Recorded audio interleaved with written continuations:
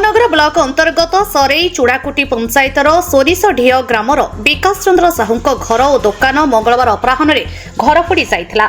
Konark news रे खबर प्रसारण पर किछि स्वेच्छासेवी संगठन साहाय्य और सहयोग पई आगे आसीथिले। नवजीवन फाउंडेशन, हेल्प फॉर पीपल एवं महावीर फाउंडेशन सदस्य माने आसी किछि आर्थिक सहयोग सहित पोशाक पत्र, राशन, सुखिला खाद्य सामग्री प्रदान करिसंती। से जड़े भिन्नक्षम मनीष सरकार निकट में से माने गुहारी करिसंती जे प्रशासन तरफरु बा साहाय्यकारी संस्था जदि किछि सहायता करा जाए निहाती भाबरे से उपकृत हेबे।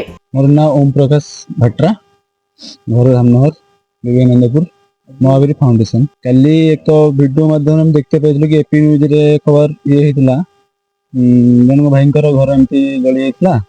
जेहेतु दुख तो घटना तो एक तापर द्वितीय आम पिलांग सहित कथा हवा द्वारा आम महावीर फाउंडेशन जो अच्छी जहाँ जी मात्रा भाई मान द्वारा साहाय्य पाइलु जी भाई पहुँचलु।